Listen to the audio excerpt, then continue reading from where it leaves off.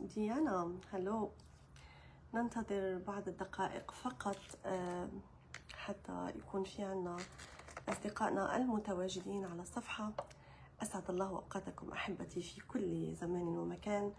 يعني فقط ساعدوني بمشاركة هذا الفيديو لكي يصل لعدد أكبر من المتابعين الكرام في كل زمان ومكان. أتمنىكم بخير وعلى خير أحبتي أينما كنتم وحيثما وجدتم. أبدأ كلامي اليوم بمقولة جميلة جدا، وهي إذا نطق السفيه فلا تجبه، فخير من إجابته السكوت. بالحقيقة كنت دائما أسكت عن هذه المواضيع وعن حملة التشويه اللي عم بتقوم ضدي في الفترة التي مضت، ولكن حان وقت الكلام وحان وقت الرد.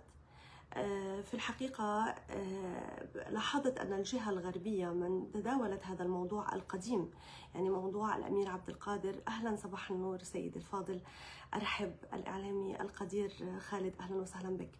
طبعا هذا الموضوع من 2017 و2018 وتعرضت للتهديد وتعرضت للكثير من المشاكل وأنا في الجزائر، لكن هذه الأمور لم ولن تخيفني.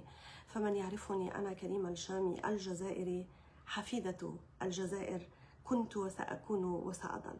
طبعا الفيديو مفبرك بديب فيك كما لاحظتم، وهناك أشخاص يروجون لهذا الموضوع. طبعا مثل ما قلت لاحظت أن الجهة الغربية هي من تداولت هذا الموضوع القديم الذي جعلته موضوعا جديدا ورشت عليه البهارات الزيادة، وأصبح يعني موضوعا يروج له في جميع وسائل التواصل الاجتماعي. عندما علمت بهذا الأمر والفيديو الذي تداول كنت متفاجئة. في الحقيقة اعتقدت أنه امرأة وراء هذا التشهير، لأنه عادة ما نرى النساء بيغاروا من بعضهم البعض، أو يمكن امرأة أنا زعلتها بشيء، ولكن رأيت أنهم الذكور الذين ينشرون هذا الموضوع. طبعا أنا قيل في هذا الفيديو أن لدي علاقات كثيرة مع مسؤولين طبعا أنا إنسانة بسيطة من عائلة بسيطة وأفتخر. لدي شهاداتي التي أفتخر بها جدا وجدا وجدا، وهي من جامعات أمريكية، ويمكن بكل بساطة من أي شخص أن يتصل بأي جامعة ويقول كانت هذه تلميذة لديكم سيصلكم هذه الأخبار. بالنسبة لأمور النصب والاحتيال قلتها وأعيدها، أنا لم ولن أنصب على أي أحد، ولكن إذا كان هناك من نصبت عليه أو لديه أي إثباتات يبعثها، وأنا سأقوم بدفع الضعف لهم. بالنسبة لأشباه الرجال، أنا فعلا كنت مخطوبة لشخص من المغرب، وكان بفترة سنة وهو يبعث لي رسائل أنه يهددني لأنه يريد بعضا من المال. كان متزوج من امرأة من أوروبا، وطبعا طردته بعد إنجاب 4 أطفال. كشفت أنه خائن ولديه علاقات كثيرة، ومد يده عليها وضربها ولكن أنا طلعت من حياته، وأنا لا أفضح الأشخاص لأنني تربيت بطريقة أنه نحن ما بنفضح. عارف مشاكرة اللي تداول اسمه، تحية له هذا الرجل، لأنه شخص لما وصلت على الجزائر عزمني على العشاء وعلمني شو هو الكرم الجزائري، فتحياتي له. معرفتي فيه فقط كانت على هذا العشاء، ولا أعتقد أنه عارف مشاكرة محتاج $1000 ولا $5000، لأنه عارف مثل ما بتعرفوا عايش بالمطار يعني بين الجزائر وأوروبا، ولديه قناعاته الخاصة. شكيب، شكرا على تعليقاتك الجميلة، لك مني كل المحبة والاحترام، وللوالدة الكريمة التي ربتك على هذه الكلمات. طبعا أفتخر أنني حفيدة الجزائر، أنا لست فقط لوحدي حفيدة الجزائر، كلنا كجزائريين نحن ننتمي إلى هذه البلد العظيمة، وننتمي إلى الرجل الذي أسس دولة عظيمة بعظمة الجزائر. ولكن هيهات من الجهات التي أرادت أن تستغل هذا الفيديو وهذه الأمور لكي تجعل منها قضية وطنية.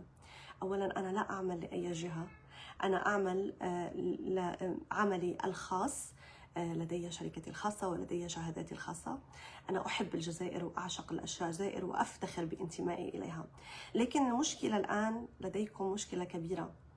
أعلم أنكم لا تعرفوا معنى الرجولة، وأعلم أنكم لم تتعلموا شو يعني نخوة، ولكن الآن الرجال الحقيقيين اللي في ظهري، الرجالة تاع الجزائر اللي فغيز الجيريان يعني هم في ظهري، على بالهم باللي هذا كان فيك ديب وكان مفبرك كل الفبركة، وسيكون الرد منهم من الرجال.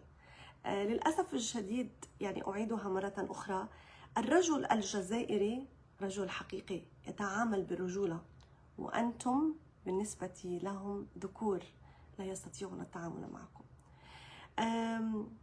قلتها وأعيدها، حفيدة الجزائر وأفتخر جدا وجدا وجدا. أنتمي إلى الجزائر، أنا قبائلية وعربية، وأنتمي إلى كل البلدان من المحيط إلى الخليج. طبعا هذا الترويج كان يعني يتداول بطريقة رهيبة ومخيفة، لكن أنا لن أسقط، والحمد لله على كل الخير اللي في حياتي، وسيبقى الخير والنعم في حياتي طالما أنا على قيد الحياة.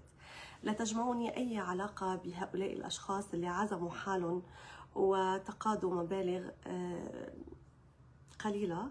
أتمنى لهم الشفاء العاجل، وأتمنى لهم السعادة الدائمة. وطبعا نحن ما بنفضح الناس، وأنا ما بفضح حدا كان يشتغل عندي أو كان يعمل عندي سائق أو منظف، وأحترم جميع الأشخاص. لكن الأمير عبد القادر الجزائري، ذاك الرجل الذي أسس دولة عظيمة كعظمة الجزائر، يبقى شوكة لكم هنا.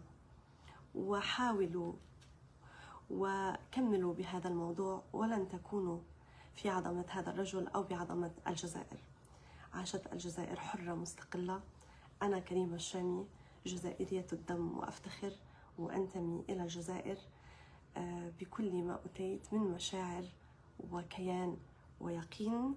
أتمنى لكم الشفاء العاجل، لكن الآن حان دور الرجولة الحقيقية من وطني وبلدي. بعدما عرفوا هذا الفيديو المفبرك، ما هي غايتكم لا أعلم. بعرف أنه أنتم عندكم مشاكل بين بعضكم البعض وتريدوا أن تصفوا حسابات. هلأ كامرأة المفروض أني أطلع وأقول لكم حرام وأرجوكم وأنا أم لطفلين، لكن أنا أعلم أن من يروج لهذا الفيديو ومن يتحدث عني هم أشخاص يعني للأسف الشديد لديهم أمراض نفسية ولديهم عقد، وأتحدى أي واحد منهم يعرفني معرفة شخصية. هؤلاء الأشخاص لا يجمعني بهم لا زمان ولا مكان، حياتنا مختلفة. نعم بسطاء وإلى البساطة ننتمي، ولكن رب العالمين خلقنا درجات، وكما قال هل يستوي الذين يعلمون والذين لا يعلمون. ختاما هذا الفيديو بس أردت أن أرد أنه هو مفبرك.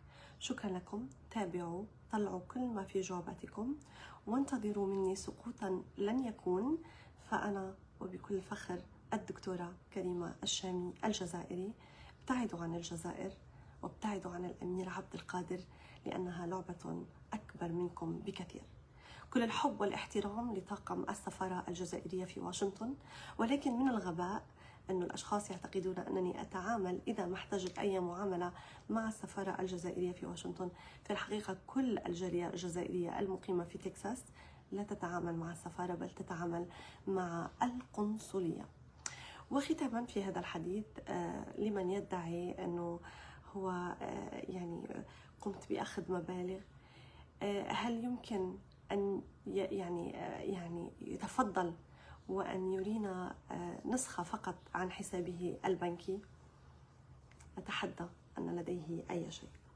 ختامها مسك. شكرا لكل من قال كلمة الحق في ظهر الغيب. شكرا لكل الأصدقاء الكرام اللي تواصلوا معي. شكرا لرجالة بلادي ولاد بلادي اللي يعرفوني ويعرفوا من أكون. وأعتذر منكم أنتم الحقد والغل اللي ساكن فيكم. طبعا سأنشر رقم تليفون هذا الشخص المغربي اللي قام بمحاولات ابتزازي ليأخذ مبلغ مالي، ولكن أنا أموالي في البنوك وفي الاستثمارات وليست للأغبياء أشكالكم، والحمد لله على نعمة النجاح ونعمة الثقافة. وأعلم دائما أنه الإنسان الناجح دائما محارب، وكنت أقولها وأعيدها: إذا لم تجد لك حاقدا أو حاسدا فاعلم أنك إنسان فاشل. رحمة الله على شهدائنا الأبرار، وتحيا الجزائر، وعاشت الجزائر حرة مستقلة. وأتمنى لكم أحبتي من تنشرون هذه الأكاذيب أن تتعلموا ما معنى الرجولة من الشعب الجزائري. دمتم